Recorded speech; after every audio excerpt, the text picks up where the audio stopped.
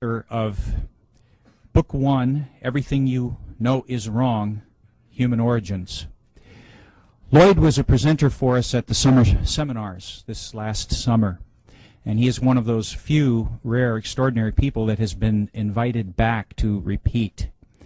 And after you see and hear his presentation, you'll begin to understand why. He's a friend at this point. He really is. And he's an awfully good man, and he's got a brilliant mind, and you're gonna love this presentation. He's a native of Louisiana. He is a graduate of Tulane University. He has a BS in psychology. He's been a writer for over 25 years, and he's been a thinker for a lot longer than that. Ladies and gentlemen, Lloyd Pye. Thank you, Bob. Appreciate that very much. For those of you that have seen this movie before, you're going to notice that the front end of it is going to be missing. I'm not going to do the part about Darwinism because I'm going to add some material at the end that I didn't have at the last time, and I think you'll find it interesting. So what we're going to do is just start right in with the human origins, in as much as the book is about human origins, and we'll go from there. All right, can we have the first slide? All right, everybody just take a minute and look at this.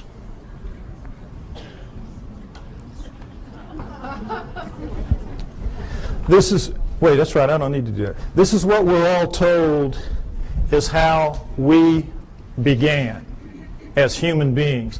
That we came out of the primordial sludge and step by step evolved into what we are today. Everything in that chain up to us is eat, survive, reproduce. We are, what's it all about? We have that incredible ability to say and think, what's it all about?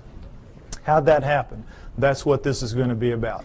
What we're told is, of course, that we're a natural flow of things, and that with this guy right here, we share a common bond that begins between 8 and 5 million years ago. 8 and 5 million years ago. Reason being, we know that we have upright walking primates of some kind or other at around 4 million years ago. So they just jack it back and figure if we're upright walking at 4, we probably split from a common ancestor with the down on all 4 apes between 8 and 5 million years ago. We know we were upright walking at 4 because we have proof of it at 3.5. Next slide, please. These are the famous Laetoli tracts of Tanzania, Africa, discovered by Mary Leakey and her team in 1978. And here you see what they are. We're in solidified ash. We have a large pair here, smaller pair here. We assume it was a couple moving along. And we see the track here in a blow-up is not quite human. It's different in several ways, but it's human enough to make it very clear that we have upright walking bipedal creatures 3.5 million years ago, no doubt, measured by ashfall, which is very accurate. So that's why we jack it back. If we were this upright at 3.5, we had to be upright at around 4, and that's where you get your dates of 5 to 8 million years ago, the split from the common ancestor. All right, now, next slide, please. Here's the depiction of how this happened. The nearby volcano laid out a layer of ash. The creatures go walking along, leaving their tracks. Then another layer of ash comes, seals the layer, and then 3.5 million years later, a rivulet comes through here, cuts through, exposes one of the tracks. One of Mary Leakey's team sees it, and then they peel back the layers until they expose the whole thing. Miracle piled on miracle. It's just amazing, an amazing discovery. Now, the reason I show you this is I want you to notice that all pre-humans that you will see in the books, and go back and you can check, they will show you a head that looks like this one pretty much, grossly primate in its characteristics rather, because that's what the skulls of all pre-humans look like. But then they'll always stick these human bodies underneath those heads. And this is a subtle brainwashing that is performed on all of us to make us think that these are, in fact, pre-humans, because that's what they're called. That's what anthropologists call them, pre-humans. Now, you can't pretend that those heads are in any way human, so they don't, but they leave the body parts looking, amazingly human. You have the hands coming down mid-thigh, and you know, I hate to say it, but God, this looks a lot like my body right there.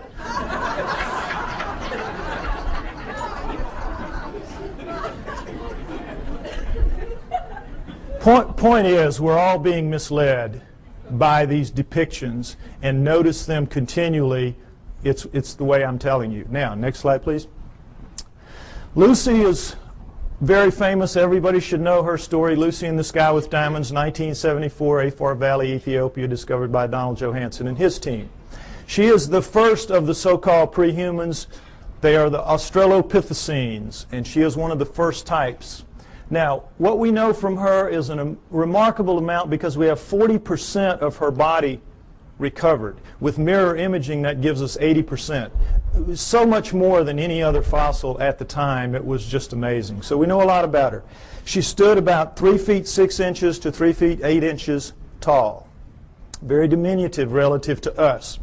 But her bones, all of her bones, are much more robust than ours. Her upper arm bone here, for example, which is much longer than ours would be if it was a human that size. This arm bone it would end about right here. Also, it would be about that thick. So we can see she's much more robust than we are in all of her dimensions. She has the head of a chimpanzee, which we cannot tell from her skull, as you can see, but from others like her. Head of a chimpanzee. But we do know that she walks upright because we have her hip joint and her pelvis, and we have particularly her knee joint, all of which are amazingly human. So we know she walked upright, no question about it. She was an upright walking creature. Just didn't have bones that looked anything like ours, or a head for that matter. Now, one other thing I want to point out about this is the people that are paid to go out and find these fossils, these pre-human fossils, are paid to find pre-human fossils. So what they do is they fudge it every way they can to make them look human, and they always have problems with the arms, because all the arms of the pre-humans are too long from here to here, from shoulder to elbow relative to us. So if you'll notice, what they did is they fudged this way up beyond where it ought to be to get this up here, so they could get the fingertip down around mid-thigh, when in reality it belongs down around here. Keep these little tricks in mind. This is all part of the subtle brainwashing campaign that is waged against you to make you believe that they're telling it to you straight about how this all happened. Okay, next slide. All right, as I said, these are the first 4 of the Australopithecines, and Lucy is one of the first kind, Australopithecus afarensis. We have Africanus, we have Robustus, we have Boise.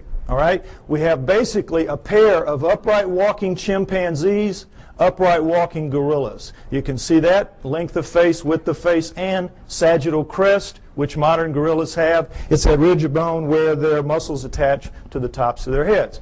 So from 4 million years ago to approximately 2 million years ago, we have a pair of upright walking chimps, a pair of upright walking gorillas, and that's it. Okay? Now, at 2 million years ago, we have a transformation. We are told it is a transition, that somehow the Australopithecines segued into the next creature, which is Homo. Homo meaning man. You will see they are indeed more man-like than are the Australopithecines, which are clearly primates, upright walking primates. So, we have this changeover from Australopithecines to Homos. We're told that it is a transition, it is a transformation, as you will see with this slide. Next slide, please. Okay, here we go. Australopithecine, early Homo. Notice, if you will, this is not a transition. This would require 20 or 30 gradual changes to get in from this to this. It is an overnight change. It is just sudden. Boom. The Homos are here. I don't mean that like it sounds. Okay, next slide. All right, the Homos are here. Here we go. The Homo habilis, Homo erectus, Homo archaic, Homo neanderthal, and then Cro-Magnon, Homo sapiens, us. Notice Neanderthal man going back and through the Australopithecines don't look anything like us. Nothing. Here we sit right here. Another transition. Now remember, we had 4 million years Australopithecines, approximately 2 million years. There's some overlap in here. And then here, 120,000 years ago only, boom, here we are. Suddenly, overnight, looking nothing like anything that has come before. The bones of all of these creatures are much thicker than ours, just like Lucy's were. And in every way, the shapes are dissimilar. They do not have, it's hard to tell looking straight on, but they have no foreheads. Their foreheads go straight back off their huge brow ridges, neither of which we have. We have nice forehead here. We have no brow ridges. Huge, round, nocturnal vision eyes. So did the Australopithecines. These are primate eyes. Primates have this kind of eye. Huge, wide nasal passages indicating a big flat nose spread across the face. We've got our little uplift of bone sticking our nose off our face. We have rectangular, small, reduced eye sockets. Very poor night vision. A dramatic change has occurred. The upper jaw sticks off the face. Ours squished in. Nothing like us. Next slide, please. Profiles show the degree of change is startling. Prognathous mouth, no chin. Prognathous mouth even more so, no chin, and then suddenly flat mouth, nice chin. Look at the change through here. Australopithecine, Homo erectus, Cro-Magnon. This is as big a leap from here to here as from here to here in anatomical terms. A light year, a light year. This is not a transition. These are transformations, despite what you are told by anthropologists. Next slide, please. Now, am I making it sound my way just because the heads go that way? No, let's look at a whole body. This is a Homo erectus called the Lake Turkana boy. Homo erectus, Lake Turkana boy. Now, notice, if you will, this guy's about 12 years old. His molars have not erupted yet. He already stands 5'8". He's going to grow to 6'6", maybe 7 feet in adulthood. We don't know how they grew. But already at 12 years old, he is a physically robust creature. Every bone in his body at 12 years old is far more robust, thicker, stronger than any bone in Arnold Schwarzenegger's body today. True. Now, why do you, notice too, if you will, the length of his upper arm. And he has some shoulder socket here, so they had to put it in the right place, so that forced them to put the fingertip pretty near where it belongs. It belongs a little bit lower, but pretty close. Now, what are bones like this all about? What's the deal here? Why are they so robust? Your bones are a function of the torque your muscles can generate. Your bones have to be able to withstand the pressure that your muscles can generate. And if not, your muscles would break your bones. So when you're looking at bones like this, you're looking at an incredibly powerful creature. What are you looking at? You're looking at primate bones, primates of the earth. This is how the primates are built.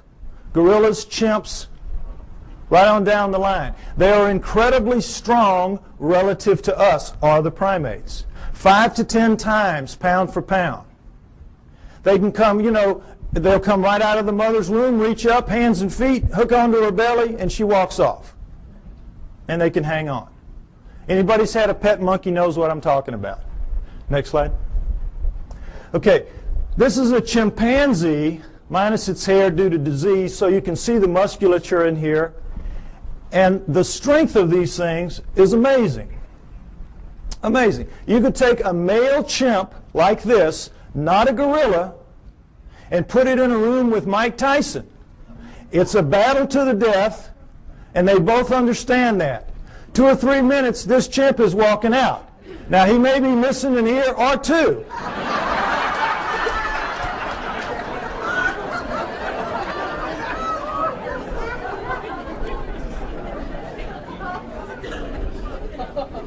But the chimp is walking out.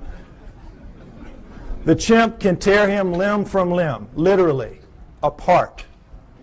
Understand that. Primate strength is nothing at all like human strength. Next slide.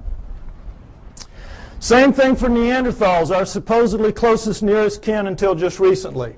Neanderthal fingertip bone, human fingertip bone. Segment of Neanderthal thigh bone, human thigh bone. Look at the difference. Not even close. This is quarters to dimes, shovel handles to broomsticks. No comparison. Our supposed, and we used to be told absolutely, they insisted, they swore. We came directly from those guys. Even looking at this kind of evidence, that is what they insisted. Why? Because they have to explain it in terrestrial terms. Understand that science is hamstrung. They've painted themselves into a corner. They have to explain everything in terrestrial terms. They do not allow for outside intervention, whether that outside intervention is extraterrestrial or divine.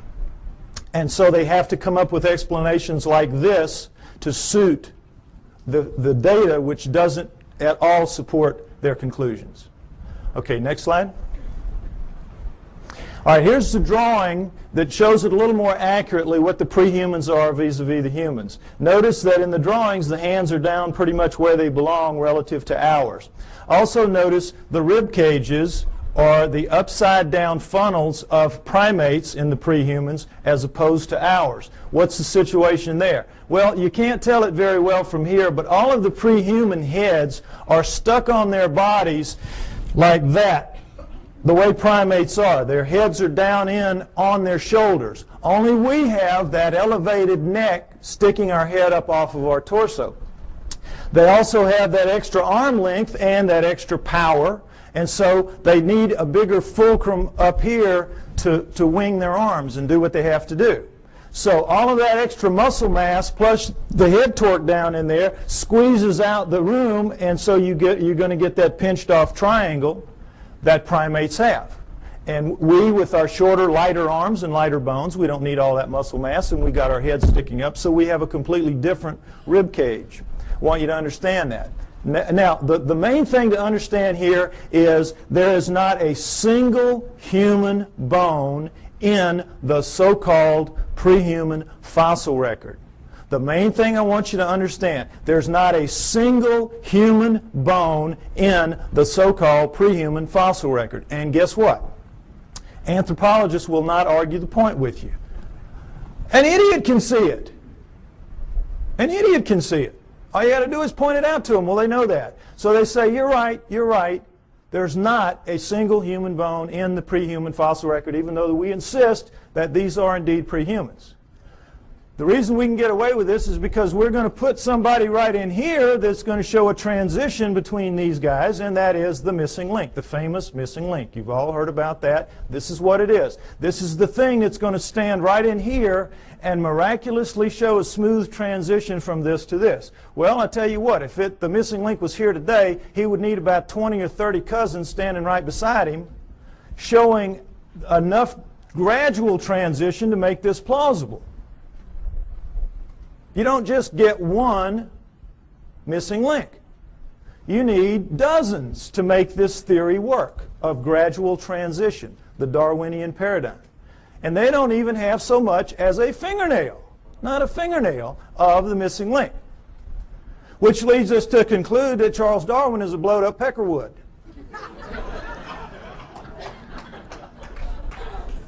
However, they will not concede that fingernail that's missing in that direction. Darwin's still intact, everything's still okay. Missing link's going to show up. It's been 140 years, not yet, but he will show up. Okay, next slide. All right, the throat thing, I want you to get that clear in your mind. Notice, if you will, this is a standard primate throat, and of course this is our throat. A complete redesign, complete. Not least of which is the fact that they can breathe and eat and swallow and drink at the same time and not choke. We, of course, you know what happens when we do. The peas come out of our nose when we start coughing. Okay, so the point is that primates with this kind of throat can make tremendous amounts of noise. Anybody's been to a monkey house or, you know, at the zoo, you know what I'm talking about. Hoops, hollers, screams, howls. They know no limits. They can just puncture your eardrums, some of them, howler monkeys particularly. But they cannot do the thing that we can do with our throats, which is what I'm doing right now, this minute. Break those sounds into little bitty pieces. It's called modulating. They can't modulate. They can't speak. And try as we might to teach them to speak, and we do. You know, Coco, they've been working for her, what, 20 years now? Up to maybe 3,000 words. You could put her in a third grade class and she could probably be valedictorian. But she can't speak. She can't speak, and she's never going to be able to because she doesn't pack the gear, as they say in the military. She doesn't pack the gear and never is going to. No primate is. We are completely different and completely special because of it. Next slide. All right, now, so here's what we're left with. This supposed smooth transition right on through from the early ones to the later ones, including this. Now, you can see, I hope, that all that's really happening here is the brains are getting bigger. And it's harder to tell because the Neanderthals and the archaics, their brains are expanding back here in what's called an occipital bund. But they're getting bigger every step of the way. It surprises most people to find out that Neanderthals had bigger brains on average than we do. 1,500 cc to 1,400 cc. Bigger brains than we have, Neanderthals. We shrunk somehow and got so much smarter. Figure it out. Point is that we're told that all these guys went extinct at 30,000 years ago because that's when we see the last Neanderthal. That's when we find the last Neanderthal fossil, 30,000 years ago. Okay, so they went extinct and that's it, and we're left behind. We were told for a very long time that we appeared at 30,000 years ago. The Cro-Magnon appeared right as the Neanderthals ended, so it was a real nice fit. You know, we appeared somehow, we killed them all, and that was it. Transition, we took over the lease, and that was it. So, the reality then later proved to be that these guys existed at least 120,000 years ago. These guys existed down into 30, so you got this huge overlap of nearly 100,000 years where they're living basically side by side on the planet and not killing each other off. So that one kind of went out the window, so they said, all right, so we didn't evolve from the Neanderthals, we evolved from the Homo erectus. You saw the Lake Turkana boy and how much we look like him. We evolved from him now. That's the new theory. Okay, you can see the problem. Now, did this really happen? Did they all go extinct? Well, why would they go extinct? No natural predators. Meanest dudes in the valley. They can take a lion on head to head and tear it apart. That's how strong they are, and that's how big they were. So what would make them extinct? Could we do that? Yes, we could. We are vicious little buggers. We are smart. We hunt in packs. We are pack animals. We're hyenas. We're two-legged hyenas. And we have a savage territorial imperative. Together, we could kill any of them. One-on-one, they just pop our heads off like a pimple. Understand that. So, given that, what if what we did was instead of driving them to extinction, we just drove them where they don't make fossils anymore? What if that happened? Is that a plausible scenario? Let's take a look at it. All right. Let's look at the Earth first, where these guys will live in. The Earth is divided into ecological niches. Ecological niches. You have the prairies, the savannas, the grasslands, the lightly wooded areas, primo niches. That's where everybody like us would like to live. You know, it's comfortable. The not so nice niches are the heavy, deep, dense forests, jungles, swamps, bad places like that, where we kind of live on the edges, but we don't really live in the heart of darkness. We think we do, but we don't. So, what if these guys lived in the primo niches, which they did because they were leaving fossils? And guess what? You leave fossils in the primo niches, in the prairies, savannas, grasslands, lightly wooded areas. Why? Because it's very unique that a fossil gets formed of this kind, because you have to die in very specific circumstances. You have to get caught in a flash flood so that your body is washed away, covered up by mud, so predators can't get you. Your flesh rots off, the minerals leach into your bones, and you become stone and you become a fossil. Or you get killed at the water hole. One day you're really tired, you're really hot, you're not paying attention, you go down to drink, the lion jumps on your back, kills you right there at the edge of the water hole, and then the wildebeest herd comes up behind him, run him off, stomp you down into the mud, and now same process. You're covered by mud, your flesh rots off, your bones are, the minerals leach into your bones and you become a fossil, and that's it. And that's pretty much it. It's very hard to form a fossil otherwise. And so we see how miraculous that process is just to make them in the first place, and then millions of years later it washes up, or whenever it washes up, and somebody sees it that knows what it is and can recognize it and can save it. It's miracle stacked on miracle. That's why there's so few and they're so rare and they're so precious because of that. Now, understand this, that in the deep woods and jungles of the world, they don't make fossils. Doesn't happen. You get your water out of the environment. You don't have a water hole. You get out of your food and things like that. It will surprise you to know that there is not, to this day, a single solitary fossilized bone of a chimpanzee in the world that we know about. They just don't make fossils. So, instead of them all going extinct, why don't we just postulate that they lived in the primo niches? This guy arrived sometime prior to 120,000 years ago when he starts leaving fossils. And he issues an eviction notice to all of these. Get out of town. We're here. We're taking over. And they do. And there'll be some skirmishes. They'll kill a few of them. And these guys, you know, they're not that stupid. They'll figure it out. These guys are bad news. We got to move. And because they're adapted to the planet, we've seen the millions of years they're here. They're adapted to this place. They can go pretty much anywhere they want to, and so they do. They just walk until we don't chase them anymore, and that's into the deep woods and the jungles of the world. And if that scenario is true, and I postulate that it is, then it would explain the hundreds and thousands of stories that we have from around the world of what? Upright walking, hair-covered creatures living in the deep forests and jungles of the world, every continent except Antarctica. The hominoids. It explains the hominoids. You with me? Okay, next slide. Let's take a look at a hominoid. Here we go. This is a statue of a Bigfoot Sasquatch type, carved Willow Creek, California. This gentleman's about 5'7". I'm 5'11". You can figure that if that thing was here, his head would be up about right here. Okay? There are 4 kinds of hominoids. 4 kinds. We know of 2 in the West primarily. Sasquatch, Bigfoot, this kind. Abominable snowman, Yeti. And then there are 2 other kinds that are dominant in other parts of the world that we don't know very much about. The Almas and the Agagwes. Okay, now we're going to go over them. They're pretty much the same except for size. All right, the Bigfoot Sasquatch kind, as you see, 7 to 10 feet tall, 700 to 1,000 pounds on average. The giants, the big ones, the ones you hear the most about.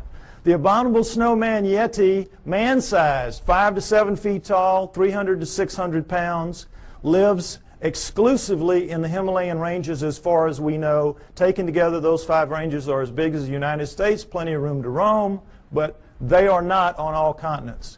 The Bigfoot Sasquatch kind is. The third kind, Almas. The Almas. They are found primarily in the mountains of southern Russia and western China, the Pamirs and the Caucasus, and the Altais and the Tian Shans. But they are also elsewhere in the world, including in the United States. Man-sized again, 5 to 7 feet tall, 300 to 600 pounds. Fourth kind, the Agagwes, about 4 feet tall, weigh about 200 pounds. The pygmies of the group. All right? Now you might remember, ironically, there were 4 Australopithecines, 4 early Homos, and what a surprise, there are 4 types, basic types of hominoids. Interesting, isn't it? Now, what they are is this. The Bigfoot Sasquatch kind live in what is called lower montane forests. Now, in mountainous terrain that are covered by trees, and if you've done any flying in the Pacific Northwest, you know what I'm talking about, the lower trees are called lower montane. As you go up, you get into upper montane. The Bigfoot Sasquatch lives in the lower montane. The abominable snowman lives in the upper montane forests of the Himalayas. You get the idea, abominable snowman, he lives up in the snow. Nobody lives in the snow. There's nothing to eat there. They live in the upper valleys, and you see them occasionally as they cross from one valley to the other by going over a mountain, the snow part of it. Okay, now the Almas also live in the lower montanes, but they're more flexible. They also seem to be the smartest, and this is not to say they're anything like us. They're just very smart animals. The Almas are. I think they're going to prove out to be living Neanderthals. The evidence is strong that the Almas are living Neanderthals. Okay? The Agogwes, the fourth kind, the pygmy kind, live in the jungles of the world. That jungle band that goes through South America, Central Africa, and Indonesia. That area. They, of the four, have reddish, russet-colored hair, like orangutans, which also live exclusively in jungles around the world. The others have dark browns and blacks, their body hair, covered with hair. Whenever anyone sees them, their characteristics are described consistently the same. Wherever in the world, whatever kind we're looking at, when the person sees it, and frequently this is some very, very isolated native who doesn't even know that the rest of the world is out there, much less that these things are seen on other continents. And when they describe them, they always describe them the same way. They say, no forehead, huge brow ridges, big round deep set eyes, big flat nose, although this one isn't so big, but big flat nose up against their face, mouth sticking off their face, no chin, head tucked down into their torso, very long arms dangling around their knees, very thick, muscular, robust bodies, and covered with hair from head to toe. Now, take away the hair, and what did I just describe to you to a T? The pre-humans. Am I right? You saw the skeletons. You saw the bones. The pre-humans. What does this lead us to believe?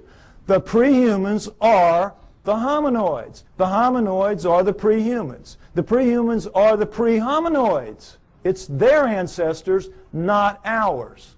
It's clear to anybody that will look at the evidence. The so-called pre-humans are, in fact, pre-hominoids. Now, it's easy for me to stand up here and say this. What's the proof? Well, let's start right here with their feet. They leave tracks. All around the world they leave tracks. We have upwards of 10,000 or more photographed, plaster casted, or both. No question about it. And guess what? They're all fakes. All of them. Every one of them is a fake. Problem being, it's not that they are really in fact fakes. They just can't be real.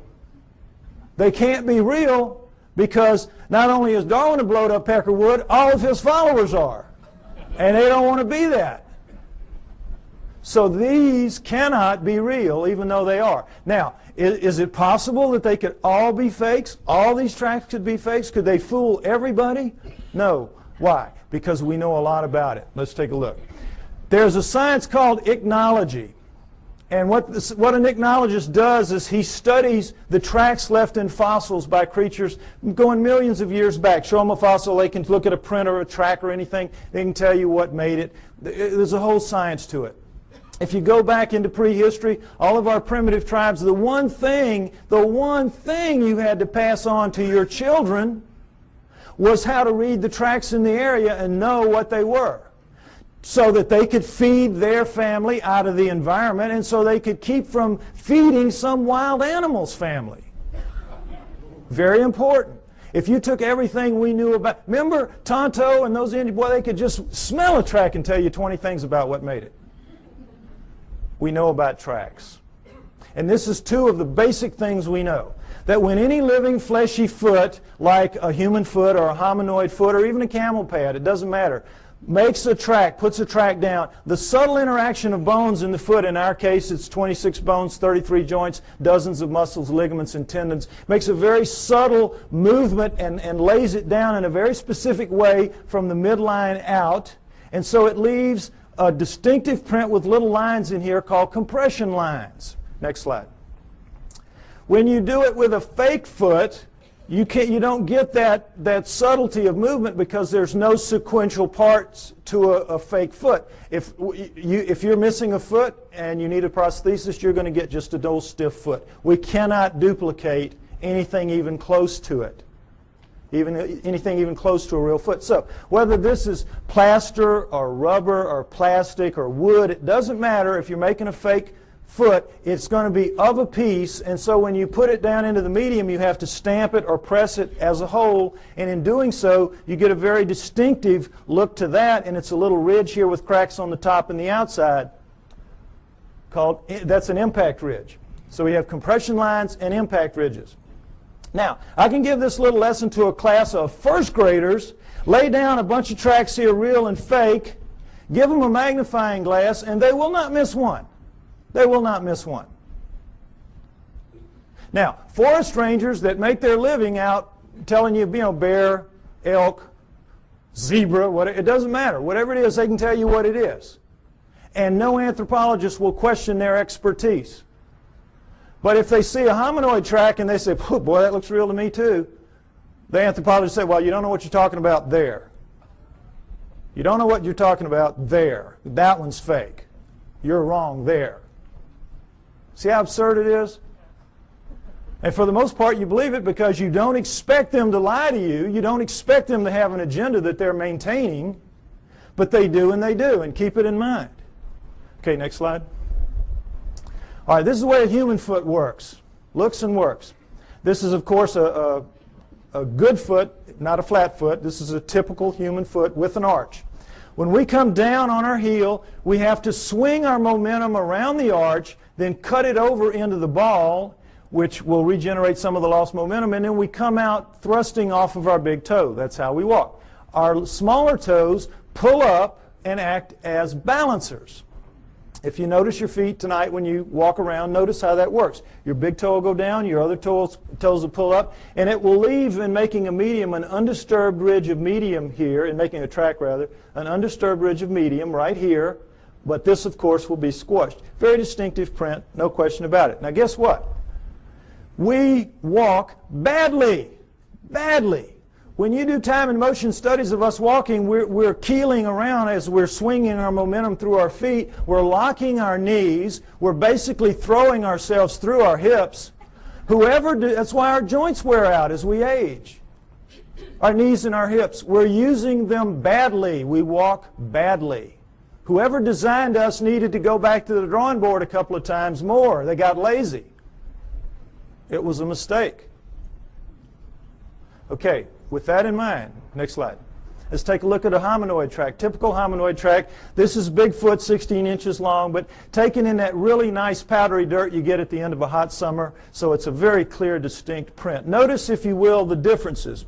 We have a midline about right here, ankle shifted very far forward, heel extended back here and very much widened, forefoot shortened very much and widened, all 5 toes looking about the same shape, ironically, square, and all 5 toes acting as balancers because you have medium all the way through here. So you're getting the forefoot thrust coming out completely of the ball area, which is dented in, and it's like a 2-part motion sort of. So they have a completely different foot. It's a completely redesigned foot. Why? Completely redesigned creature. Much bulkier, much heavier, much denser, much more robust. So you need a different kind of foot. No arch is going to support that kind of weight, so you have no arch. Now the funny thing about most real, quote, fake tracks is that the local yokels who make them make big human footprints and go out stamping those around. So you know immediately. They don't even have sense enough to know you got to do it, make a completely different foot. But the main thing to notice here is, remember, in our motion, we walk here, we go here, we do this, and we're very awkward. Look at the line of thrust here. Straight shot. What does this tell us? He walks right. He does it better than us. He does it the way it's supposed to be done. He or she does it the way it's supposed to be done. Isn't that interesting? Next slide. Okay, this is something else that the best hominoid tracks have. Dermal ridges. Now it's kind of hard to see, but dermal ridges are your fingerprints on your feet. Fingerprints on your feet. This is why they take a baby's footprint when it's born. Finger's too small to deal with, just stick its foot on. Same thing. Individual, unique. Dermal ridges. And there you... Oh, I think my battery's running out. Oh, no. No, when I put it down here, it goes out. I may need a replacement part here if anybody's got one. Yeah, I know, but I think it's just because I shook the battery a little bit. All right, anyway, point is that whoever's faking these things out around the world, thousands of them, is taking the trouble to make articulating feet that if they would just put on the market, they could make a fortune in the prosthetics industry. And then they're taking the trouble to incise dermal ridges when lasers would have a hard time doing this. I mean, criminals, if this was easy to do, criminals would get their fingerprints fixed, would they not? Instead of cutting them off. Lasers really couldn't do this kind of work, I don't believe. Oh, okay. Okay. Thank you. No, I got it. I'm going to go with this one for now. Okay. So, you with me? It's a conspiracy to end all conspiracies, this making the hominoid track conspiracies. What I'm trying to get you to see is that is in fact absurdity piled on absurdity that they're asking you to believe. And again, for the most part, you do believe that. Most people who came in here today probably believed everything that the tabloids have to say about the hominoids. Problem being, if the hominoids are real, what does it mean? We are off the flowchart of natural life on Earth, and they don't want that to happen. Neither science nor religion. So in this instance, they hold hands and walk down the path together. Okay, next slide. All right, check this again. Comparison, Bigfoot track, plaster cast, human foot, just to get this in shape in your mind again. Next slide. All right, another pair of hominoid tracks, as you can see. These are so grungy looking on the soles because they were taken out of clay as opposed to dirt, as you saw earlier. But in every other way, they're hominoid tracks, are they not? We found, they're found together, so we assume it's a male and a female, like the two that we saw walking along at the Laetoli tracks. Right? Would everybody agree? This is as hominoid as it gets, right? Wrong! Guess what these are? Neanderthals. These are Neanderthal tracks, absolutely and without doubt. Toriano, Italy, a cave 30,000 years ago. Neanderthal artifacts all over the place. Neanderthals. Bona fide. Now, what does this tell us? It tells us that the Neanderthals for sure are hominoids because they got hominoid feet stuck on them. Plus, they got hominoid heads stuck, as you saw from the skulls. Furthermore, we can assume, I think, fairly, that every one of the ones we saw earlier, all the way back to Lucy, 4 million years worth, had feet just like this and were, in fact, hominoids. The track you saw at Laetoli, remember the one down in the corner? It looked a heck of a lot like that, didn't it? The hominoids are the prehumans. That's the point I keep trying to make. Now, I'm extrapolating a little bit here. I'm taking a little risk because we don't have the feet nor the prints of any other prehuman. We just have to go with logic. But guess what we do have? We do have the feet of Neanderthals. Next slide. Here we go. Neanderthal foot, human foot, Neanderthal. Can everybody see this down at the bottom? I'm sorry, it's kind of low. Take a look so you can see.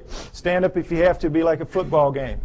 All right, here's the deal. Notice there's no comparison. Look at the heel bone of the Neanderthal relative to our little nub of the heel bone. Look where our ankle base joint is as opposed to this huge. This is it. This is bone here. This is our little base joint compared to this giant base joint here and the squeeze forward of it. Notice, if you will, the great foreshortening of the forefoot and the widening of it relative to ours. Look at the skew. You can see the skew in the foot. See how squared up and solid that is like a rock. Look how much our big toe dominates our little four toes and how much these are much the same. This thing is built for balance, for solidity, for stability. We got a crummy foot, folks.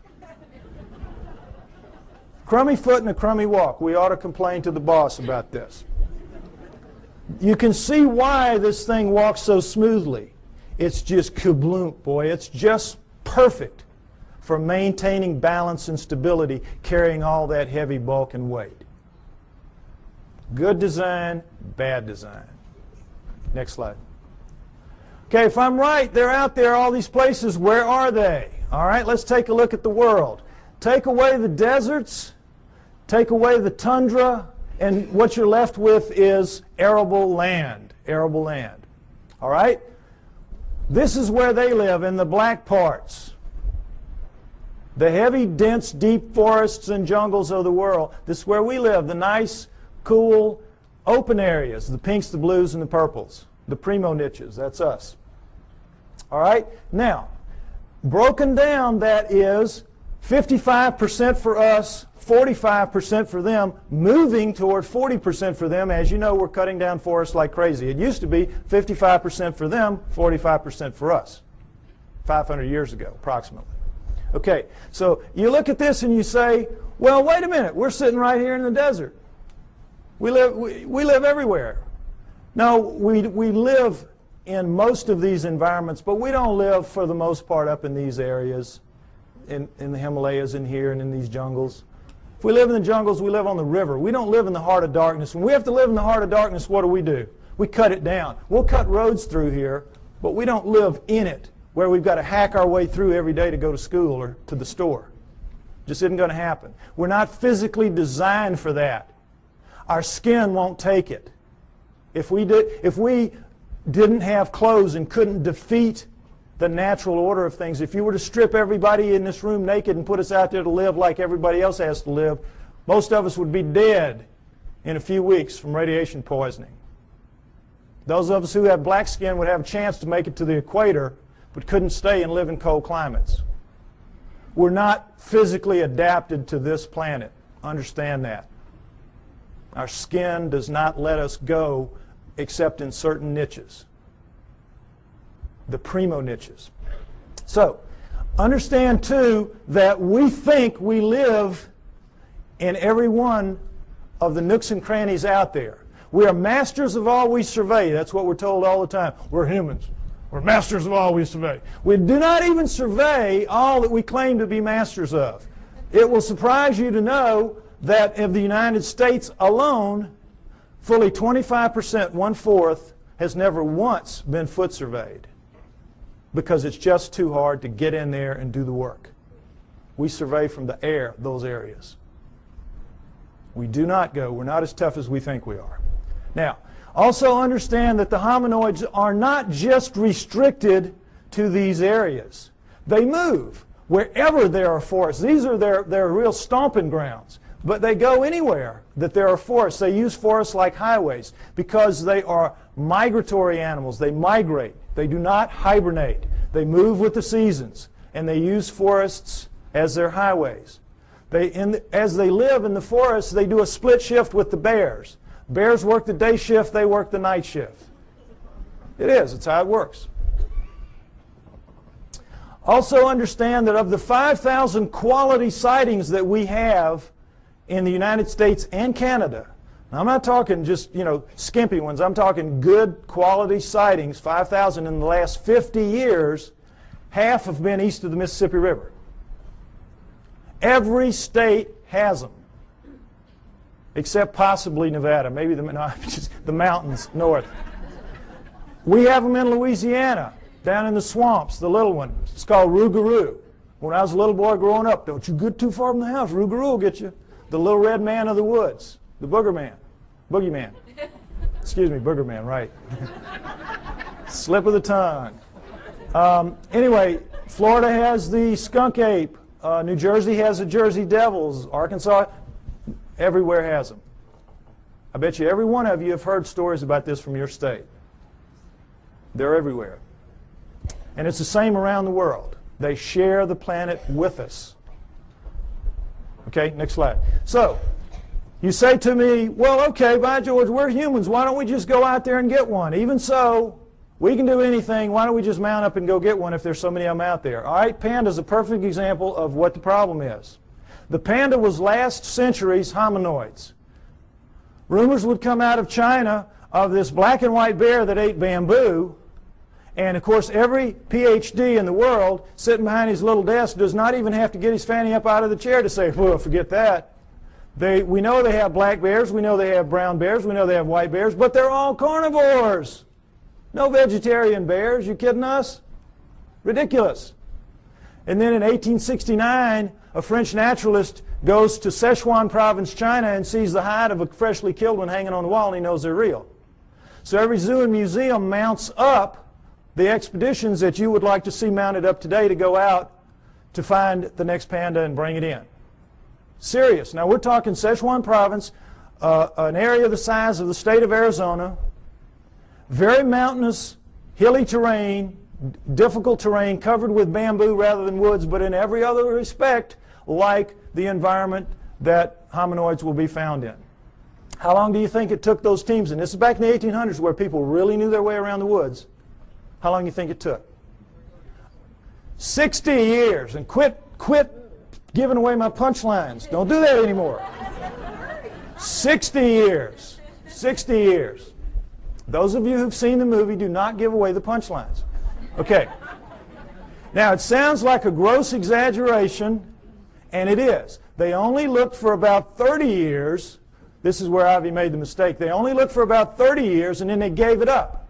And they said it has to be extinct now. And then 30 years later, Teddy Roosevelt's sons are out there doing some sport hunting, and they kill one. Okay? So then they mounted up again, knowing that it's for real now. And because they had learned so much in the interim, they began to get them. And over the next 20 years, they brought in 6. And we have the panda craze, that we have today. But even to this day, they're extremely difficult to go out into the wilds of Sichuan province, China, and bring in a wild panda. Now, what is the panda doing that makes it so difficult to get one?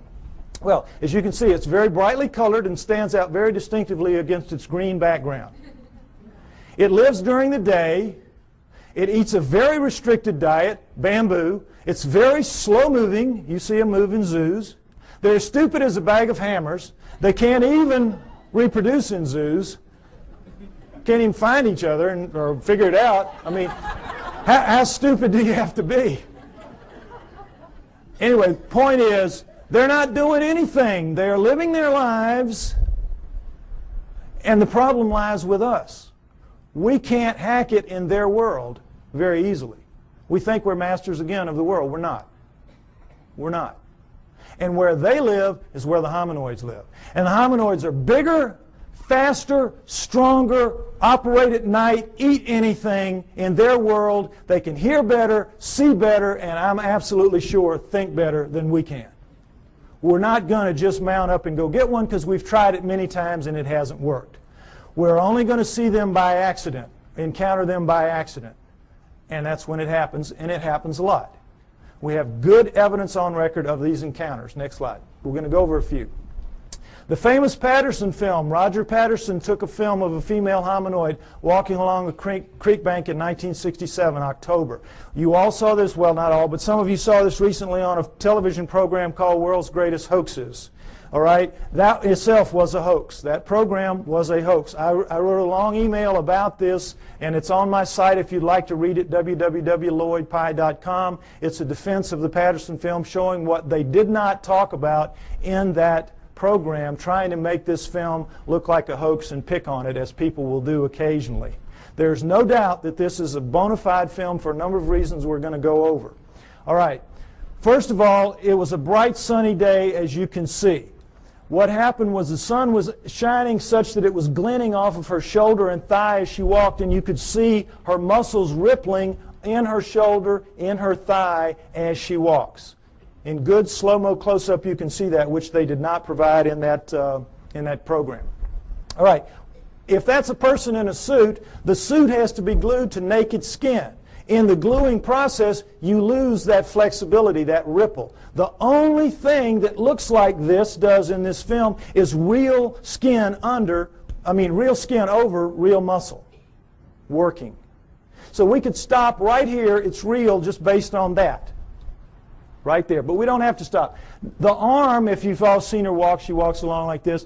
She drags her arm down around her knees where everybody says, the hominoids do. Why? The elbow articulates right here, which is much longer from shoulder to elbow than a human. If that's a human in a suit, impossible. You can't get an elbow bend at the same point. So we could stop right there. Solid proof that that's not a human being in a suit. But furthermore, Jerry Romney, the guy they said was in the suit, they stuck him with breasts. What would they do that for? Why go to the problem? Why go to the trouble? As she walks along and she turns back to face him, you see the breasts sway, and she takes a couple of steps, and you see that nice jiggle that we all know. If it's a person in a suit in 1967, it's going to be those early silicone jobs. Remember those?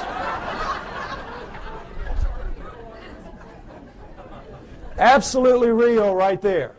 Furthermore, she left tracks in the hard-packed sand of the creek bed. 1 inch deep. We have pictures, we have casts. That cast you saw earlier of the cast in the foot, that was her foot. No question, inch deep, walked a 200-pound man beside her not long after. He sank about 1/4 of an inch. So we know that as she stood there doing this, she weighed 600 to 800 pounds. Fake that. That's got to be a real lead-lined suit. 600 to 800 pounds as she walks. So we know that it was a legitimate film. Furthermore, as they pointed out in the program, with the fake films, they can never tell you where it happened and who did it, who took it, because they don't want that guy to be grilled and they don't want experts to go and measure one limb here and know how tall it really was. Well, what Patterson did was he went right out fast as he could and begged every expert in the area that he could call, every anthropologist and zoo person, come out, bona fide sighting, please bring dogs. And you don't want to bring dogs because these things have a very powerful body odor that even tracking dogs will recoil from. If it's a person in a suit, it's like the suit's not even there. The dogs are after it. Patterson did, of course, no expert came. Needless to say, they never do. You can't get them to go because they know what will happen. A young man named Grover Krantz went out early in his career as an anthropologist, took a look at one, and he said, it looks real to me. And it's 30-some-odd years later, and I think he's still trying for tenure. They've made a tremendous example out of Grover Krantz for what happens to people who side with the enemy in this issue, which is a very volatile, very sensitive issue. Okay? So no experts would come, needless to say. Patterson did everything right that he could except film something that could be real. Other than that, he was great. Okay, next slide.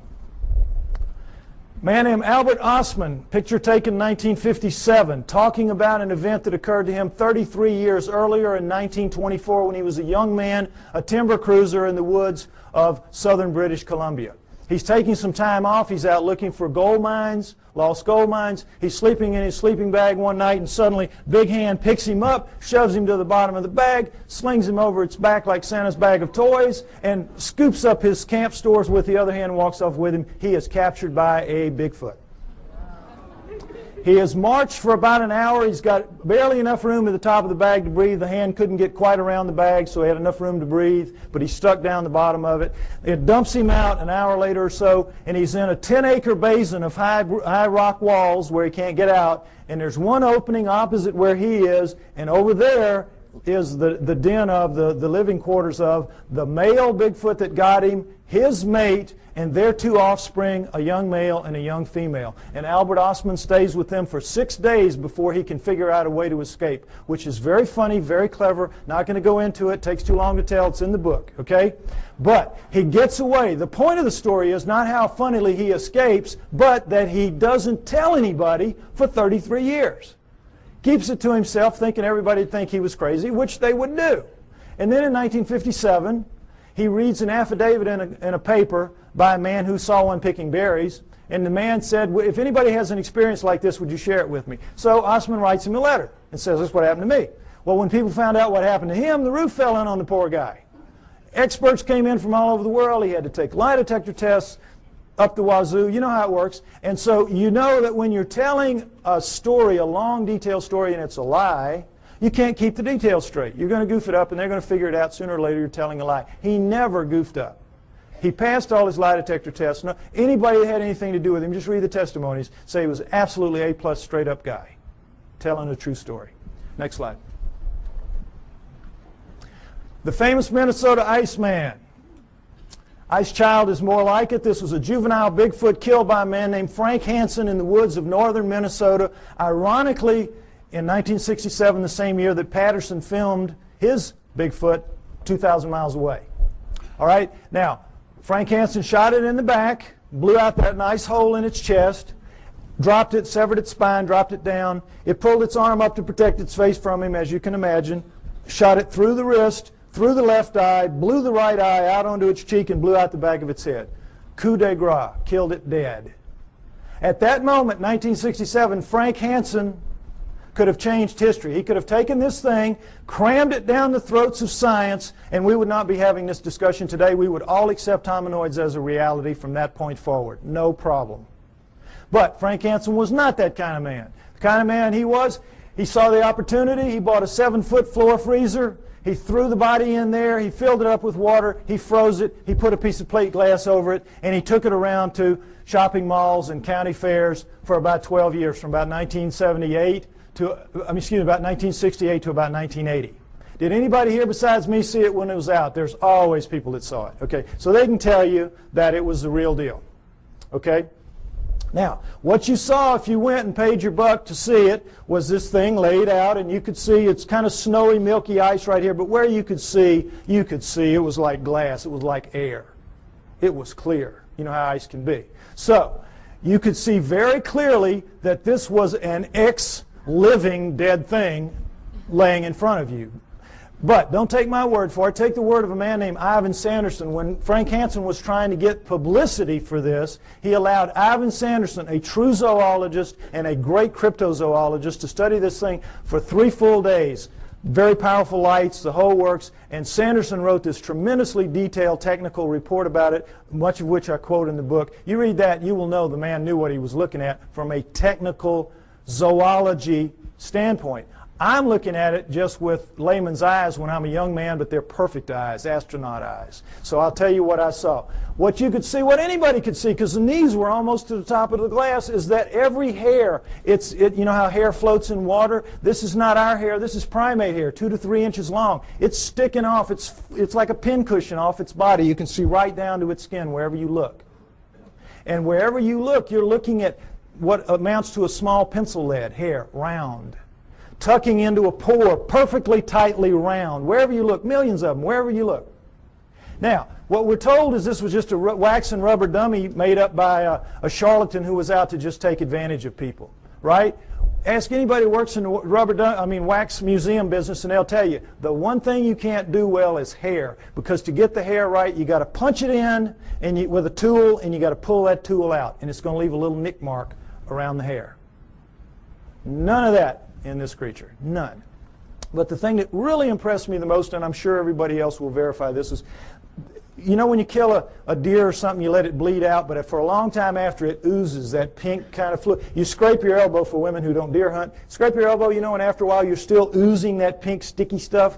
Well, it was still doing that when he froze it, when he put the water in. So as the water was freezing, that stuff was coming up in tendrils, ribbons, pink ribbons of that sticky, oozy stuff, coming out of every wound, out of there, out of the mouth, out of the nose. You know when you have a traumatic head injury, you bleed out of your nose and your mouth as well, out of both eye sockets, out of the wrist. Little pieces of bone were sticking out of the wrist. Every one of those, and those ribbons went from down as deep in the holes as they could get up to the surface, and they spread out in little pools, little circles at the top of the ice.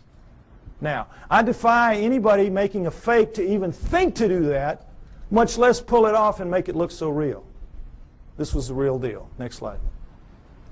Perhaps the most interesting story of them all, Zana from Russia, an Alma. Remember I told you that the Almas were also man-sized, 5 to 7 feet tall, 300, 600 pounds, and they're dominant in Russia and the Orient? This is Alma, the living Neanderthal. This is one of them right here. This is Zana is an Alma, was an Alma. Now, understand this. In the Orient, the tradition when one of these things is captured, for whatever reason, was to kill it immediately, desiccate its body and sell its body parts for medicine, principally aphrodisiacs. That's the Oriental tradition.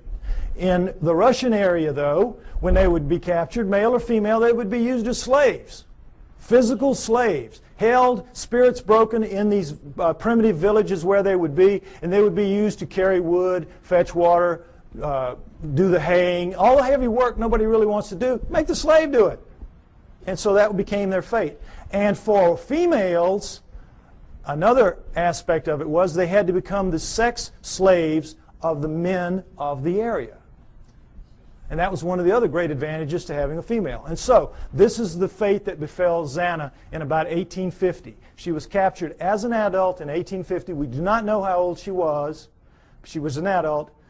She was taken to the village of Takina, where they kept her in a hole for about 3 years until her spirit was broken enough to let her wander around. She was dependent on them for food, and then they began to train her to fetch wood, fetch water, do the things that she had to do. And she became like the village pet for 40 years.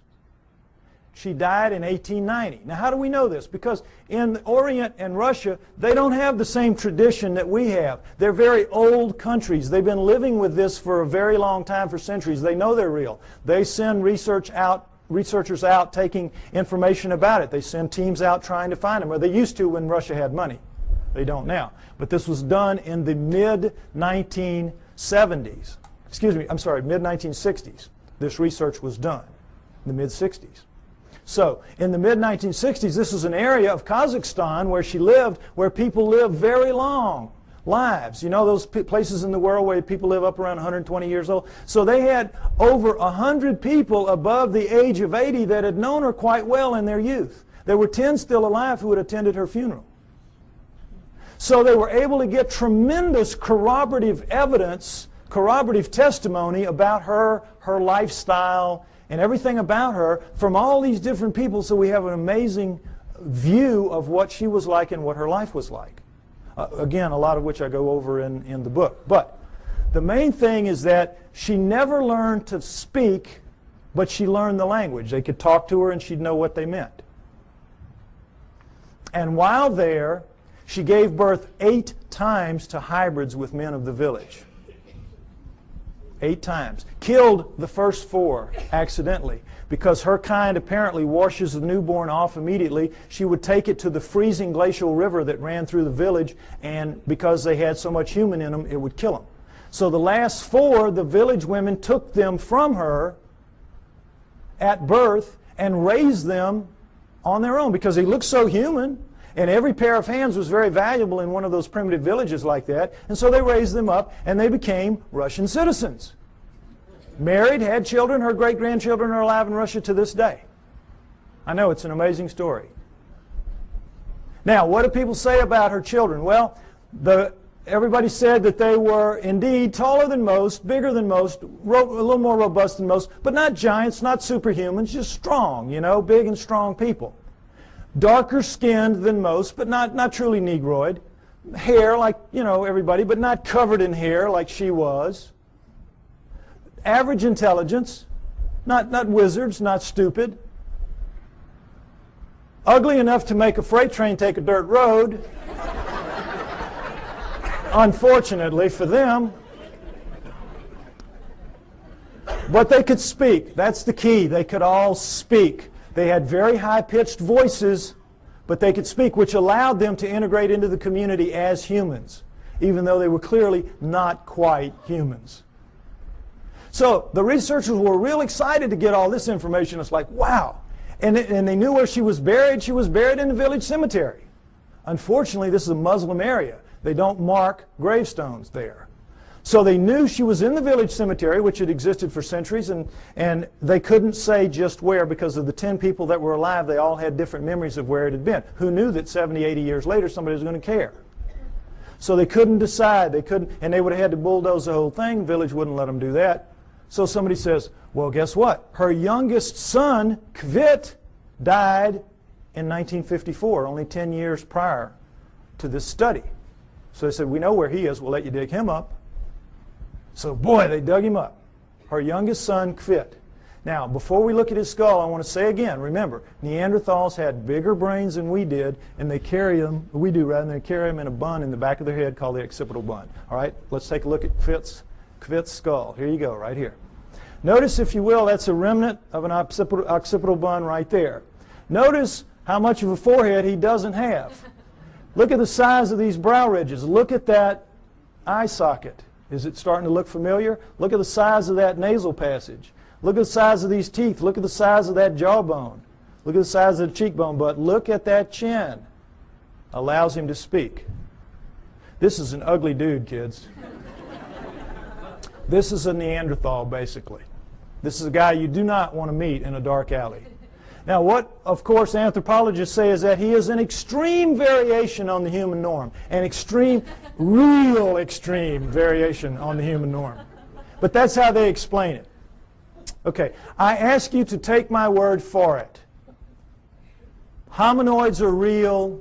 They live with us today. They have always lived with us. It is their planet. They are the native, indigenous, upright walking primate of planet Earth. There was a split somewhere between the down on all four primates and the up on 2 feet primates, but we're not the one.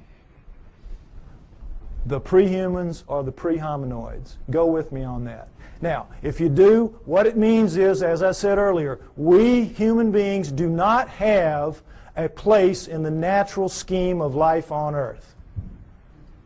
And that's a problem. So if we don't, where did we come from? Why and how did we start leaving fossils on the planet at only 120,000 years ago? All right? Unlike Alan, the speaker you saw earlier, and perhaps unlike some of the others you might hear later, I have my own opinion. I don't necessarily agree with him.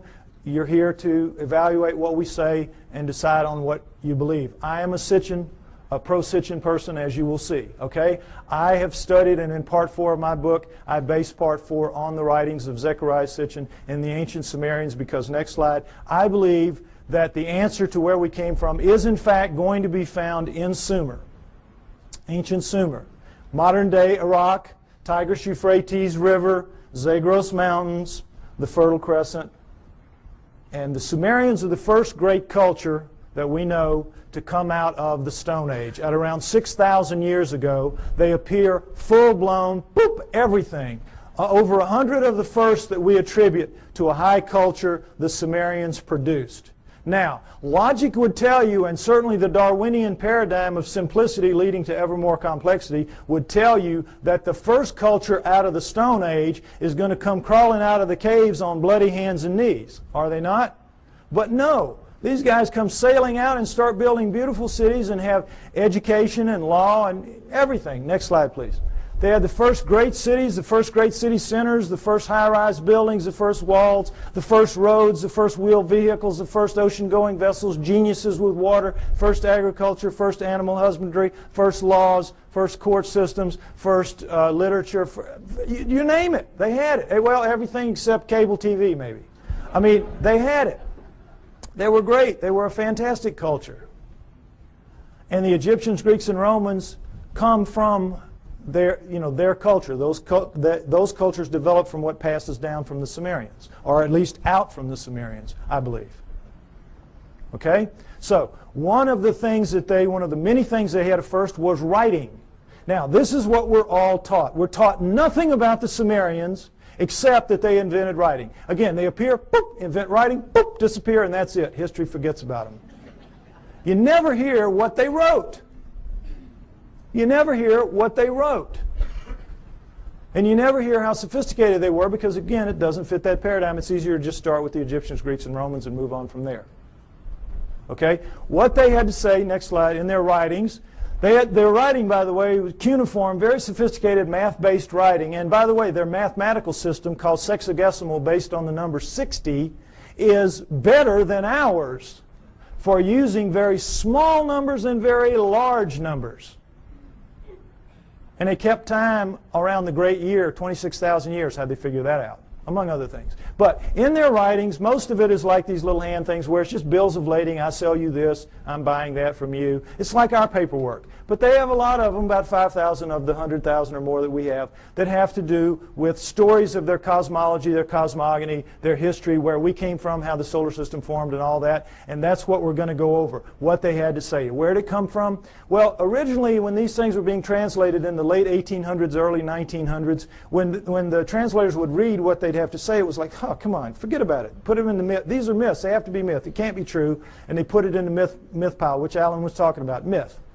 So, Zechariah Sitchin, a man named Zechariah Sitchin in the 1950s gets the idea, wait a minute, how does the first culture get a myth? Who hands it to them? Good question. Why didn't anybody else think of that? So, he assumes it has to be a history. They have to be telling a history, which then later gets distorted perhaps as myth by later cultures, but the first one's got to be a history. So he goes into the myth pile with that attitude and comes out with 8 books at this point called the Earth Chronicles series, which I use as the basis for a lot of what you're going to see here now for a while. Okay, we're going to go over what the Sumerians had to say, boiled down. Part 4 of my book is basically the cliff notes to Sitchin's work. Any of you that have tried to read it, you know it's a slog at points.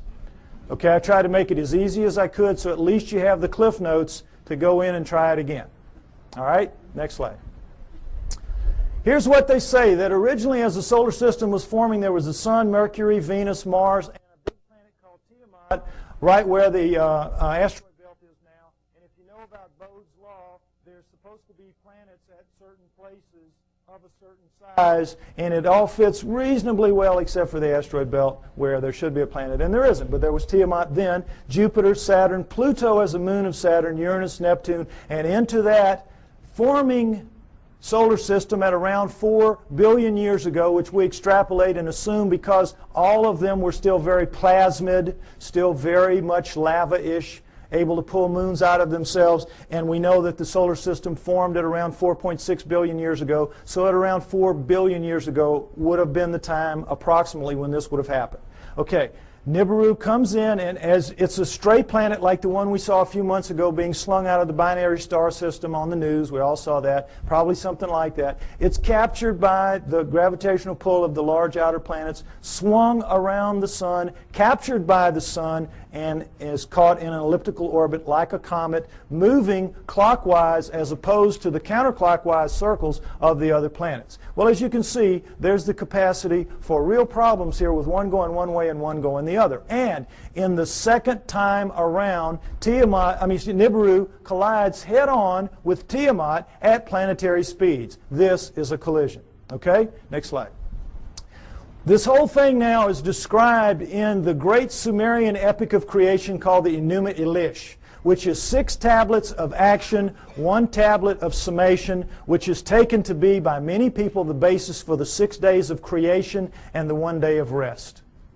Because much of the Old Testament is a direct come down from the Sumerians. And if you know the Sumerian history and you read your Sitchin, you will know that, or my stuff, you will see that that is the case. Now, in that great epic of creation, the Enuma Elish, six of the major puzzles of modern astronomy and Earth geology are, I think, plausibly answered.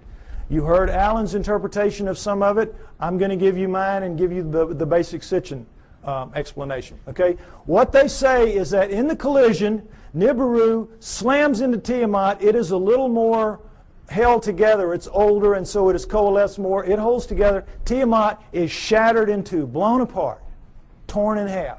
And that the lighter outer crust, the crust with the water on it, is scattered in all directions. Boom, just an explosion, the lighter crust, and goes off with the water. Now, one of the great mysteries of modern-day astronomy is comets. Comets make no sense for this reason. They come from all over the place. In a linear universe, when, you know, the great ball of a primordial cloud of dust and gas swirling around flattens out into a pancake to make the solar system, that's the ecliptic. Everything formed in the ecliptic should be in the ecliptic. Nothing should be out of the ecliptic, and yet comets come from all over the place. So they had to be removed out to where they are some kind of way, but we don't have any idea. So they come up with this fantastic thing called the Oort cloud, which is so far away you can't imagine. The Oort cloud is one of the biggest jokes out there. And that's how they explain comets, because they can't explain them any other way. But the problem with comets is they have water in them. And anything out in space is not going to produce water. You produce water by being a cooling planet with lava spewing up the steam and stuff like that, and it condenses, etc. So comets have to begin in a planet. Now, this explains it, I think, plausibly well. Nothing that they will throw at you to explain comets will do it. All right, number 2, the other great mystery, the asteroid belt. What they say is that the inner viscous magma inside Tiamat in the collision was strung out, the bowels of the planet, the guts were ripped out and strung out and broke into little pieces.